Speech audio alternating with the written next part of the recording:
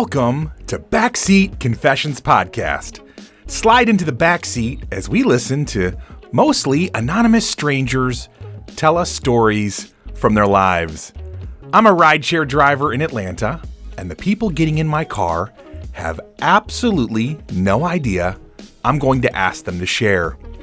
My commitment to you is to tell at least a snippet of virtually every story recorded in my car in the order they were told to me. My hope is that you laugh, cringe, cry, but mostly connect to these amazing people. You may find a piece of your own story or just feel more connected to the rest of us. Join us, won't you? So, hey, my new friend. This is an adult podcast. Themes and languages are definitely not suitable for everyone. Listener discretion is advised.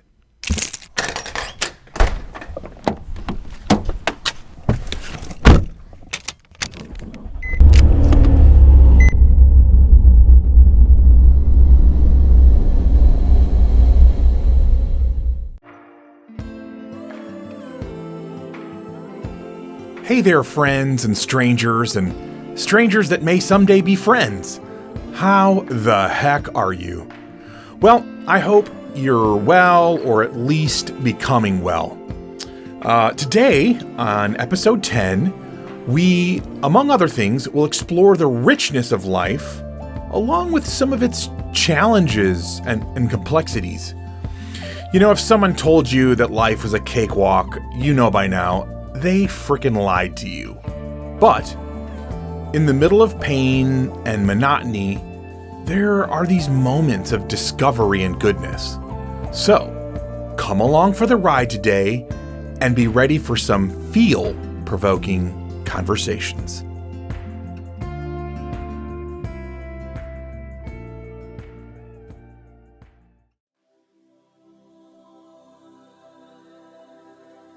As I'm driving and asking people to share, while I enjoy pretty much every person that gets in my car, there are rare moments of magic. This is one of them. This rider is a poet with purpose, and I encourage you to slow down and open your heart while he speaks. You may even want to listen more than once. It might be exactly what you need to hear right at this moment. Story number 47. Tuesday, November 24th, 2020, 10:40 p.m.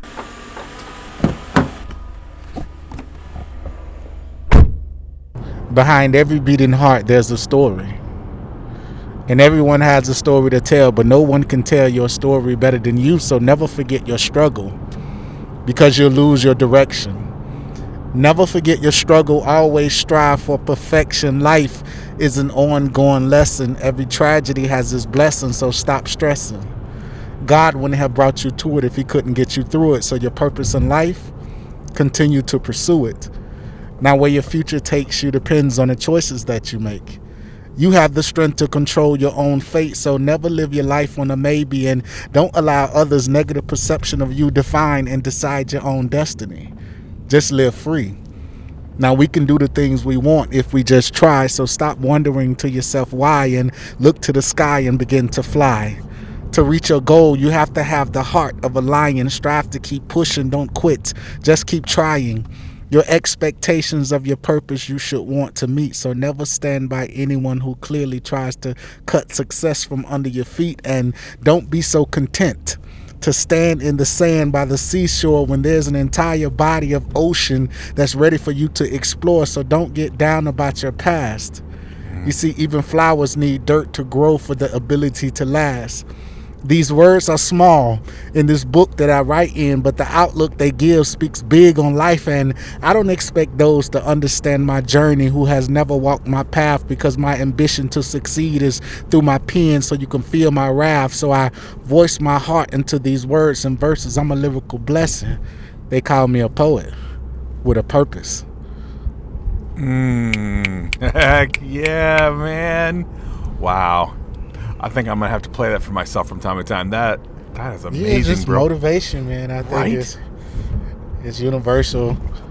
And and I just feel like that's the amazing thing about spoken word / poetry. When it hits you, it's like it's so relevant for me, but it's also gonna be relevant for people hearing it or whatever. Like, it's just like that's the power of something like that. Just right. So it's like I feel that every artist or something, you should have a purpose of why you're doing something. Yes. And my purpose is touching lives through my poetry. Heck so yeah. even if every time I perform, and if I can touch one person, yes, sir, my purpose is met for that night. Wow. All it takes is one. Dude, man, I am inspired, my friend. I am inspired. Thank you so much for sharing your heart. No problem. Thank you.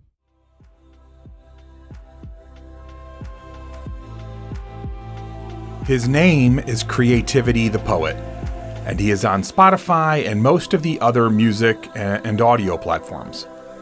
I'll also try to link him in the show notes.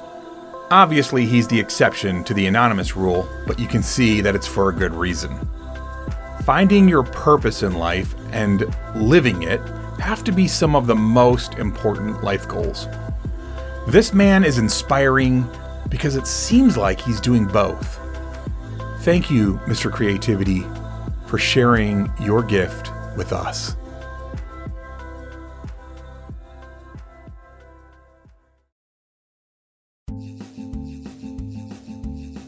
This next one is a short story on smelly people. It's a tough subject to broach with someone, and all of us smell bad at some points. But when you're in a tight space with someone who stinks, it's, just slightly less than delightful. Story number 48. Wednesday, November 25th, 2020, 12:03 a.m.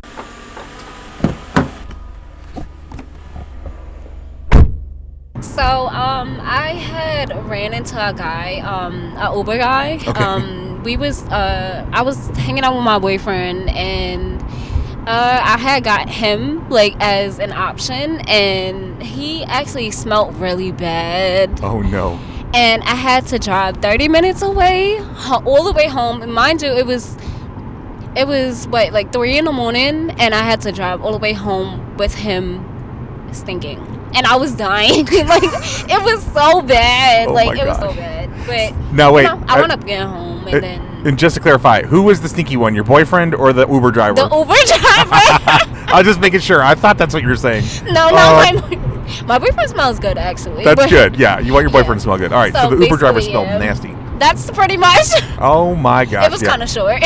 Yeah, no, that's a good story though. Yeah, and there's nothing. I've had riders in my car that smelled nasty, and I was like, man, I cannot wait for you to get out of my car.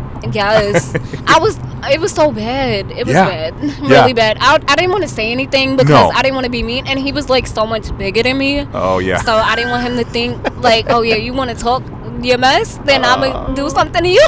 But yeah. Thank you so much for your story tonight. You're welcome. So yeah, we've all been there. Up close and personal with some serious BO.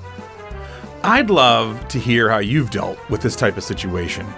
It's definitely one that I don't feel like I know how to properly address if it's with someone that I actually personally know and they're a regular stinker. And pro tip for all of my hippie granola eating millennials out there, I tried the no aluminum in deodorant route for a while, and I even found one solitary option that worked pretty good. But it cost like $1 zillion per deodorant stick, so I went back to antiperspirant filled with aluminum oxide, and I'm smelling better for longer again. So, if you're struggling in the love department, maybe, just maybe, one of the issues is your armpit smell. Okay, that's enough of that for now.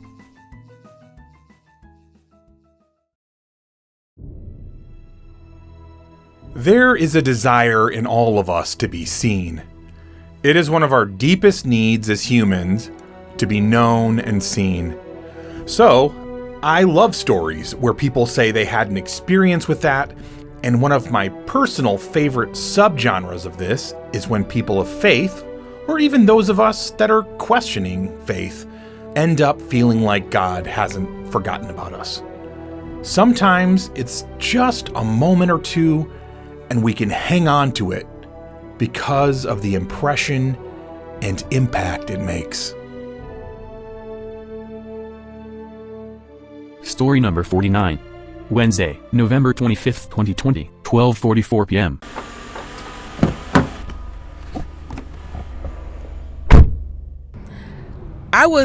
So it was my birthday. Okay. And this is really crazy. It was my birthday. It was a lonely birthday. My husband had to work, and I was just kind of like, okay, I'm gonna hang out for the day. I'm gonna go eat. I'm gonna go shop.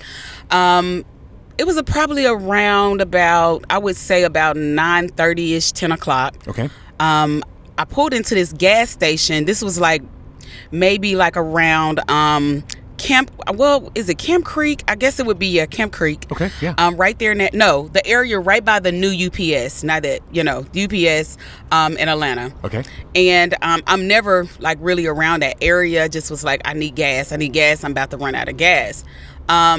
And it was really strange because the reason why I call this a strange connection, because I really feel like it was a very strange connection. I can't say that it was angels. Right. I can't say, I don't know. I'm heavy on the angels, but I don't know. Right. So I get out the car, Uh-huh. and I proceed to walk in the store. Okay. To pay for gas. Mm-hmm. At the time, I usually pay for my gas, through the pump, use my card. Right. But whatever this day I had cash, I was like, hey, I'm just going to use my cash. Yeah. So I proceed to walk in the store, and this van pulls up with I want to say at least 15 passengers, maybe Whoa. 12. Whoa. I can't remember the number. It was a lot. Mostly it was all women. It was all Caucasian women. Okay. No African American, no Latino, just all. And it was really a very strange moment.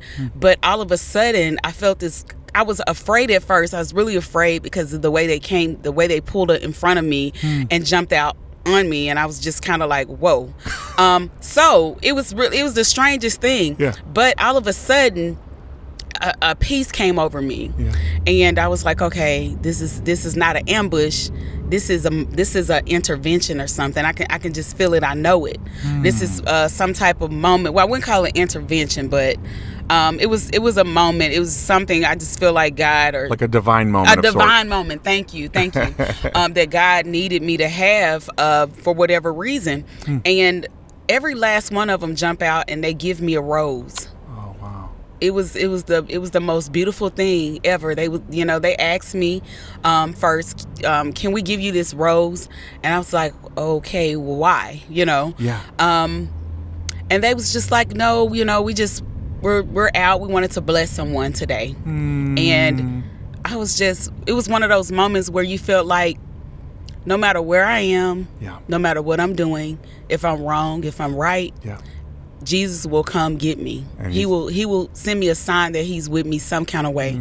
That is why my faith is so strong to this day. Yeah. Because it was really crazy, because it was one of those moments where I wasn't looking for it. Right. I could never even imagine it happening to me. But it was your birthday. It was my birthday. I was lonely. You weren't feeling seen, and God wanted you to know he saw you. Oh my God. It was amazing. And to this day, I can't really explain it. And they asked me, they said, can we pray with you? And I was thinking to myself, why would they want to pray with me? Yeah. It still felt also strange, but I was at peace. I was like, I knew they weren't, out to get me or do any harm to me. It was just a peaceful thing. But I agreed. They all got in a circle and they prayed around me. And it was like 5 more people at that gas station that day. And I was always wonder, why would they pick me? Yeah. Out of everyone else that was there. No one else got a rose. No one else was prayed over that day. Wow. That always stuck with me. It always stuck with me, and it will always stick with me. Wow. Because I don't understand it. Yeah. I don't know why I was chosen. Yeah. But I'm glad I was chosen. Yeah. And I never seen them again. And the strange, I would say one of the strange things, if I could say I could remember anything, was the fact that they all didn't look like they was earthly here, if Really? that makes any sense at all. They looked it just, I don't know. It's just, they didn't look like they wasn't made up, no makeup, no nothing. Yeah. Everybody was wearing some type of white Wow. garment. I can't remember everything, Right. but I do remember that. Wow. And after I got in the car, it all dawned on me what everyone had on in that moment. Wow. And my faith will always be on a high, because I will always know that God is with me, protecting me some kind of way. Yeah. And I wouldn't have never thought from, like 12 or 15 Caucasian women at that time. I'm just being, because I'm, for sure. I'm African-American woman. I'm like, who are you? So Right. I'll say that to say this, and I leave this with everyone. Do not ever negate who's protecting you. There's no color, no creed, or any of that. There's just love. Oh, that's beautiful. Man, thank you. And that's my story from Elle. Thank you, Al, for your story. That's amazing.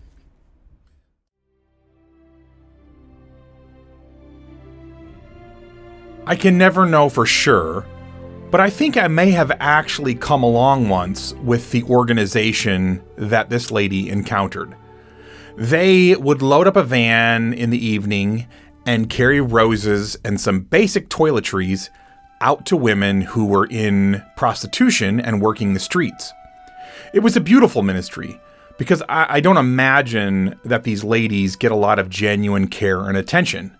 And to receive a rose, a care package, and prayer from people who didn't want anything from you felt like a really wonderful way to love folks who are often overlooked or looked down on by society. Anyways, at the end of the night, if there were some roses left, the mostly women volunteers would very intentionally pray for God to guide them to someone who was just a regular person that might also be feeling unseen. And again, I can't know for sure, but I'm guessing that these ladies, while they may not have been actual angelic beings, were, nevertheless, very in tune with what God's heart was for this amazing lady, that she be seen and known in the most unexpected and beautiful way on her birthday. It's also an encouragement to the rest of us, whether we claim to be people of faith or not. But if you feel that tug or nudge inside to just be kind and show some love for a stranger, you may just end up leaving a positive mark on that someone for the rest of their life.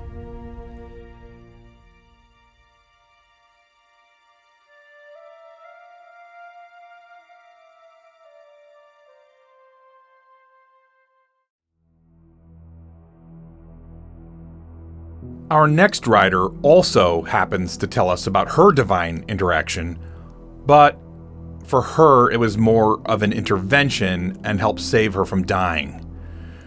This is one of those stories that just comes at you hard and fast and is honestly just incredible. I'm grateful that she was willing to share her difficult road in the hopes that it might make a difference in someone who hears this story. Story number 50. Wednesday, November 25th, 2020, 1:55 p.m.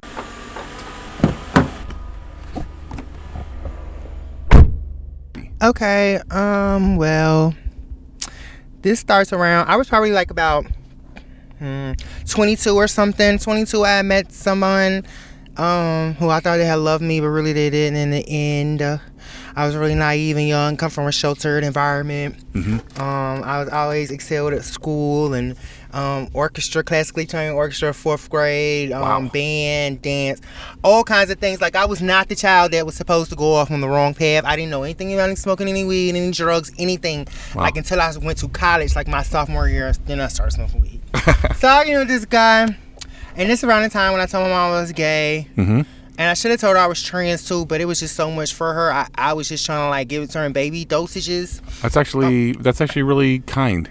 Yeah, but it kind of like derailed me from doing what I wanted to do for myself too. Right. Because I was scared, because I was always like, you're gonna hear, and I'm gonna get beat. You're gonna get beat if you get caught for doing gay things or playing with girls, baby doll. Like I was into everything a girl do. I want to do as a child. Like I was into the wearing my mom's clothes and everything, like getting caught. Yeah. So. Okay, fast forward, I meet this guy like in a river on point. My family's kind of torn. I'm already going through like other family problems, like with my mom and like my stepfather and things. And not only that, but then I'm telling them gay. So people, they start switching up on you or whatever.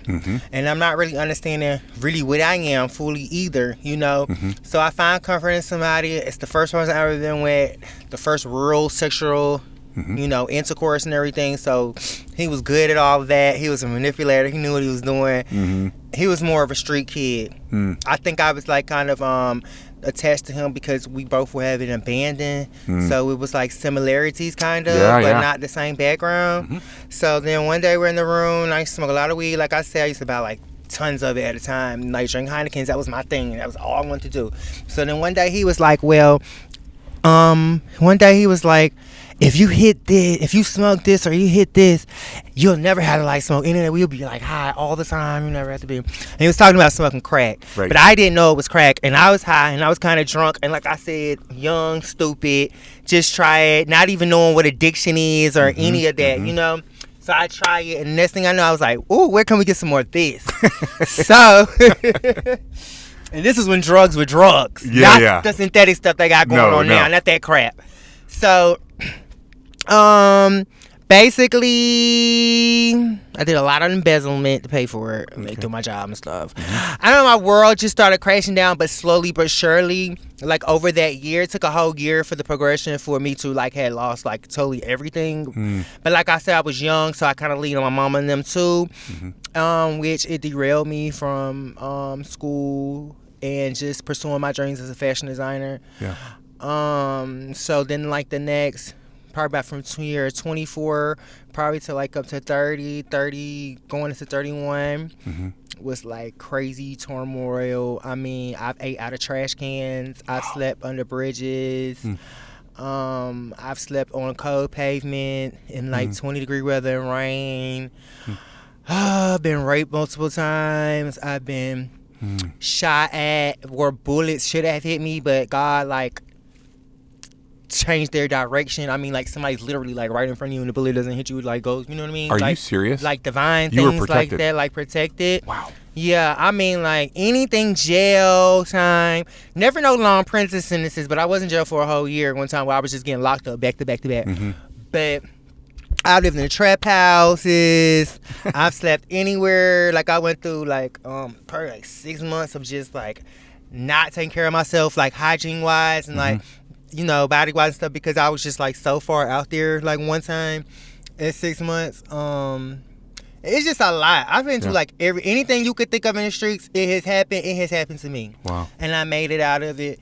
But what really woke me up was one night when I had a dream. I had went to bed. I just got done smoking a lot of crack, and we went to bed, and it was in the house. It didn't have any heat, but it did have electricity, but it was no heat. Wow. And it was like 20-something degrees outside, and I fell asleep wrapped up in just a regular cover, and I went to sleep, and God basically was just like a demon or something. Like, I want to say it was the devil. They had their hands around my arms and my neck, and it kept blowing smoke into my mouth and like choking me with it. And I just woke up out of it. I was real scared. I had like I was drenched in sweat. Like, it was, mind you, it's 20-something degrees outside. I'm drenched in sweat, and I'm only like 130 pounds like at the time. Wow. Okay, so I'm not fat or anything. Right. And God told me in my dream that I was going to die, because prior to that dream, I had already been wanting to go to rehab like for 9 months, telling my other trans sisters like, girl, I'm going, this is it. But every time I get ready to go, the devil come and like intervene. So I had to get a whole bunch of drugs, a dope dealer give me somebody I ain't never dealt with. Come want to trick with me, give me money, whatever the case might be. So I was already like throwing up blood and things like this. My body was telling me leave it alone, but I was still pushing it because I was still an addict. You understand what I'm saying? And when I had that dream and I woke up, I took every paraphernalia, pipe, boy, pusher, stem lighter, everything that you need to smoke crack. I threw it out the window and I turned on the gospel channel. It was like 4 or 5 o'clock in the morning. Turned on the Christian channel, and I could not go to sleep. I just sat there because I was so scared because it was a dream I would never forget. At like all the years of my life, like I would never forget that moment, and I could still see the imprint of the hands around my wrist and my neck, and I could just still feel it. It was just so real. It's something I cannot explain. Yeah. And I just had to go get it together, and it's taking a lot of work. Like even still now, like after 5 years, like it's still just a lot of work with you accepting yourself and knowing that you're beautiful, that you were meant to be here. You have to remember people want you to be in a certain box. They want you to be a specific way. Right. And if you don't meet their expectations, then it kind of like shift them because people do not like change naturally. Right. Or progression, a lot of people, and they want to stay in that same box. And you have to realize people make these boxes in society to keep us boxed so that we don't come together and be united and, just love each other like we're supposed to. God said everything's supposed to be about love, period. That was the number one rule. Everybody's supposed to love and respect everybody and don't judge nobody for what they do or what have you.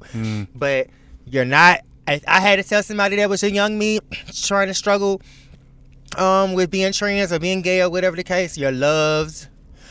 Find you a family or a network. If you don't have a family, find you somebody that can be your family and not somebody that's going to show you how to do things the fast way. Go with somebody that's going to show you how to do things right because you're young and you're in a impressionable age. And just because you see people prostituting themselves and selling drugs and things, it might look cool because of what they're reaping right now, but you always reap what you sow. Like in the long run, it's more about putting in the work. Yeah. Because I wouldn't recommend. I made it without being HIV positive. Wow. I have sisters that are not negative like me that do not have that Dude, privilege. You know what I'm saying? Yeah. And I see what they go through every day with medications, everything. And I thank God so much that was me, had a different purpose for me. But everybody don't come out like that. Like all the girls I know, they're dead. I have friends that been shot in the back for being trans. Like being with men. They're not supposed to, the wives and stuff find out. A man is going to protect his manhood and protect himself no matter how much he loves you and how much he adores you and wants to have sex with you and all these things. If he's not open with his self and you get caught, be careful if you are out there jumping down the car because sometimes you got to do what you got to do. But do that. If you tricking and stuff, do that and know that you're doing it for a certain amount of time and be working on something else like going to school or trying to get you a trade or building a better life because you can't do that forever and it's not going to last forever and it's not good for you because you don't know you might end up being dead because there's so many girls that are dead and have AIDS and things. But that's what I would tell the young me and just listen to you. If you do got good parents and you feel like they not, you feel like because you're a teen or you're young that they don't understand you or whatever, if they welcome you in their home and they spend money on you, they love you no matter, even if they don't agree with what you got going on and what you're doing. Oh, that's good advice. But you know what I'm saying? Respect them because I took my mother through a lot. She lost hair behind me and got sick behind me, worried about me and everything. So, that's what I would just tell the young me. Always have you something that you're working on. And if you are out there jumping in on the cars, making that fast money online or whatever, girl, be saving your money and be doing something else positive with that so you can leave that alone. Yeah. Because on the other side of those drugs, it might seem like it's fun and everything, but I love being clean and sober and having my life together and being on track and having a purpose so much more better than my best days getting high. Wow. And I mean like when I make $1,000 a day and I can go do whatever I want to do and don't have to worry about it. Those days will never outweigh my worst day being clean and sober. Because I've been homeless, clean and sober too. It's not gonna like clean and sober. It's not gonna keep you from no trouble because you're gonna go through troubles in your life. Yes. But it's better for you to be in a sober and clean mind and you go through those troubles than you being in a destructive path. Because it'll kill you, and this new stuff out here will definitely kill you. That's for sure. Well, I am so proud of you. I am so grateful you were protected and got off all that stuff, and you told me before all this that you just graduated. Like, how amazing is that? So bless you. Thank you for your story today. You're welcome. Thank you.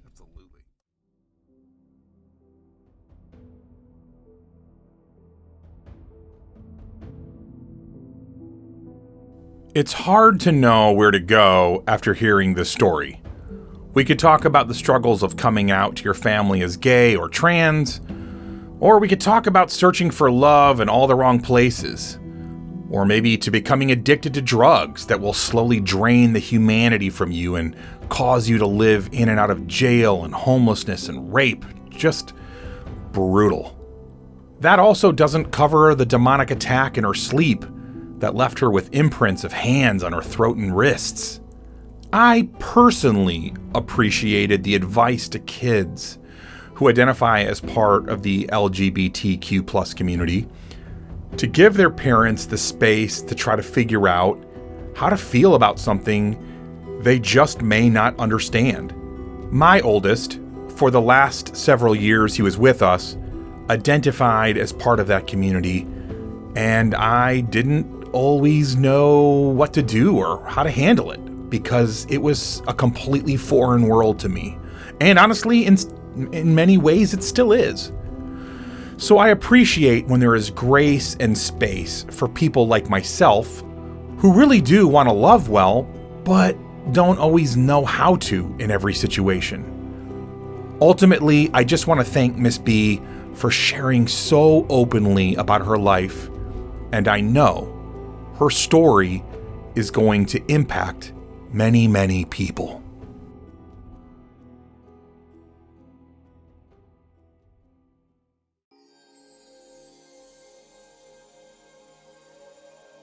So, our last writer today was just a ray of sunshine and so delightful as a person. And yet her story is one of her struggle on how to be a good friend to someone she's known for most of her life. And that someone is not always open and transparent with her, and also makes some pretty bad life choices around intimate relationships. I think we can all relate to this. Sometimes we just end up in situations where we feel like we don't know what to do with someone we deeply love, and we don't even know quite how to stay in relationship with them. Story number 51. Wednesday, December 2nd, 2020, 5:09 p.m.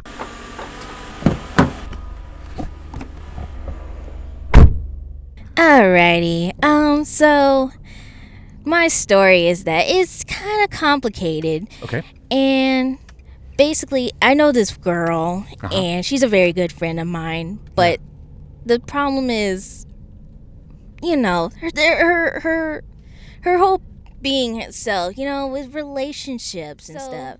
The thing is that she's been through a lot. I really know that, and I've been through her through thick and thin and stuff, and I totally get the situation she's been through, but she's older now, and we're like adults at this point. But mind you, she's older than me. Wow. So how do you say, I'm really concerned about her decision choices, you know? So basically, her first relationship, she's been in an abusive one in her first one. Oh gosh. Yeah. And that's hard on you as a friend. It really was, because I was there when it happened. I could have said something, but I didn't, and I totally take the blame for it. But at the same time, it's like, where do I have a say in this, you know? It's so tricky. It is tricky, and I was just stuck, and it just went on for years, and I just kind of let it happen, and I feel terrible for it. But it's her relationship. She knows what she wants. At least I thought she knows what she wants, but I guess not. And see, you know, hindsight's a bitch, you know? It's so true. It's so true. And so I tried to text her, and she would not pick up. My friend, the guy, tried to text her too, but he nobody can get an answer actually out of her. So Angie's missing, and so is the other guy, and we're worried because she's never done anything like this before. And it took about, I believe, 2 hours. 2 hours, they finally came back, and we were like, where did you go?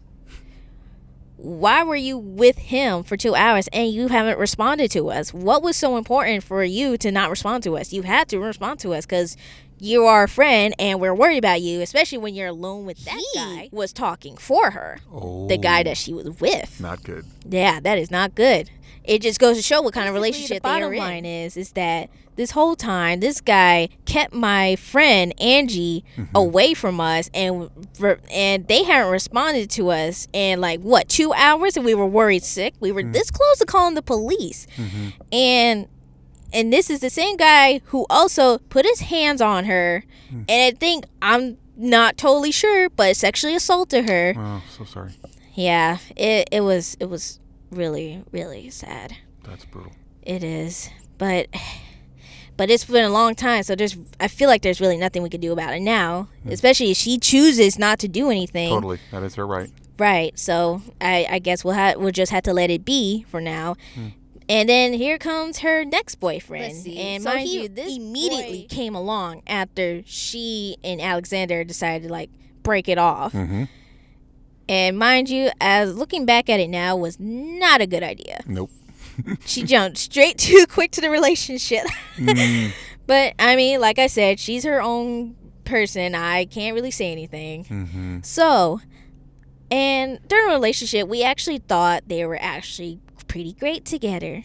But looking back at it now, it's there's a lot of differences. Yeah, it just makes it not work out, but he doesn't.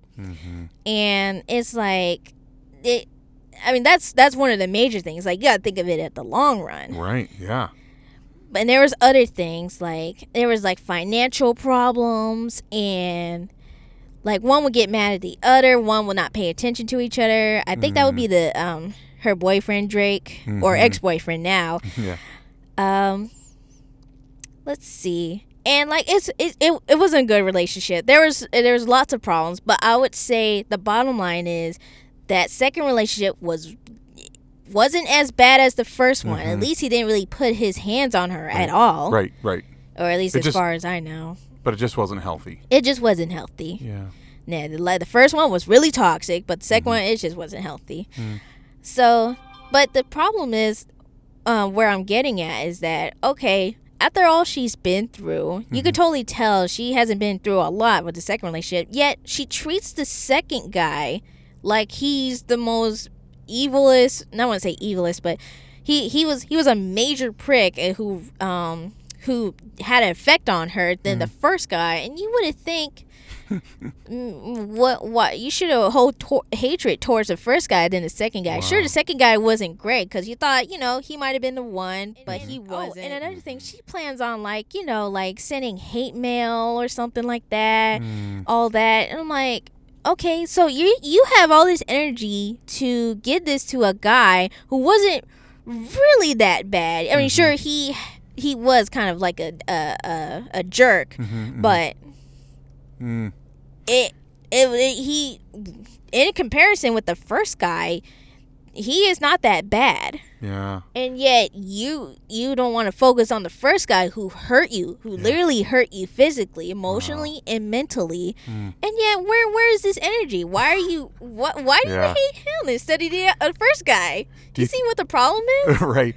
Do you suppose that someone who's super controlling and manipulative, like it sounds like this guy was, just is able to literally still in some ways keep her in the dark and completely deceived about what kind of a person he was? Do you think he still holds some kind of sway over her or something, maybe? Or no? I honestly believe so. I really do, because she keeps secrets from me, and you know how I mentioned the sexual assault part?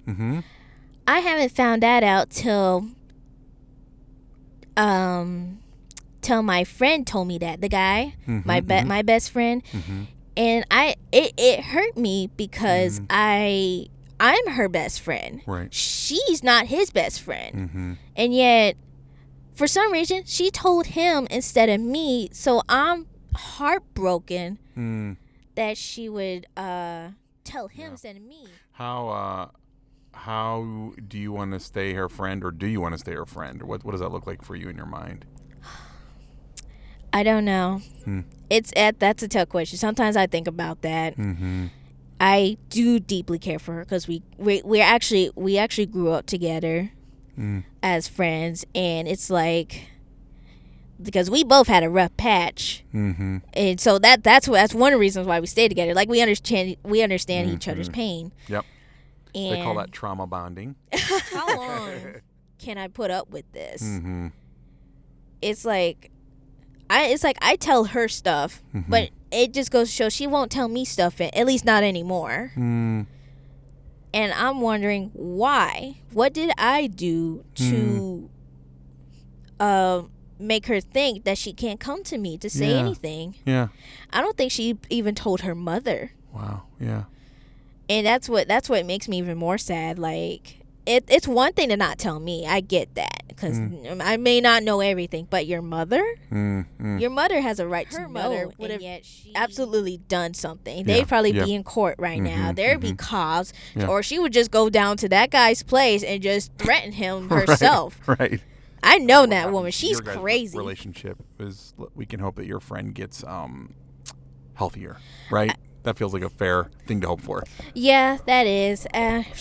Recently, I found out she's going to therapy, so I'm good. Yeah, I hope that's good. I hope she actually tells it there. At least someone. I hope she tells someone the whole thing. You know. Yeah. Going to therapy and withholding major stuff is not super helpful. So I get that. Right. So it's like, how are you going to get help that you're like retaining all the stuff that that caused you to be this way in the first place? Yeah, fair. Totally fair. Well, Catherine, thank you so much for your story. Well, thank you for having me here. It was totally fun to chill in the car with you. Oh, you're awesome. I appreciate you. You have an amazing personity. So thank you. This is actually my first time doing a podcast. Well, I hope. Yes, I love that. Hopefully, not every rideshare person out there gets the same idea. Oh man, no, that's. Hopefully, you get some positive enlightenment on your podcast because this is really sad. Oh no, you got to have all the stories because I want the full rainbow of like the human experience, right? Oh yes, I feel like I could go on about the situation. That's how complicated it is. You saw me going left and right. I'm going off track with the questions and answers. It was like, oh my goodness, it's a roller coaster. Yeah, fair enough. That's life though. Yeah, that's life. Yeah, there's no denying that. Well, thanks again. No problem. Well, it was great talking to you. Thank you so much. No problem.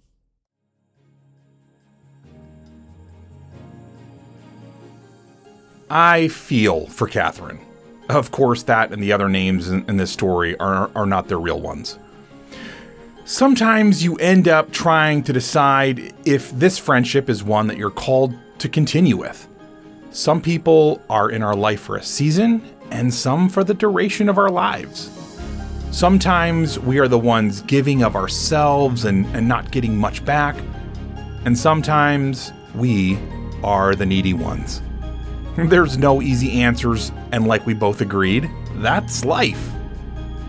So thinking about the last 4 stories, one of the themes seems to be about the messiness and uncertainty of life. Starting with being stuck in a closed space with a stinky person, to strangers prayerfully showing up in a lady's life just when she needed to be seen on her birthday, to the trans woman telling about her journey out of the depths of despair and moving towards a better life, and then the last story of not being sure how to proceed with a broken person who is your friend. I think from all of this, I want to leave us with the big message from our first writer, the poet with purpose, Mr. Creativity. His words said, in part, to never give up. The very things that may seem dirty and hard can provide the soil from which we grow strong. And that, my friends, is a life message worth repeating.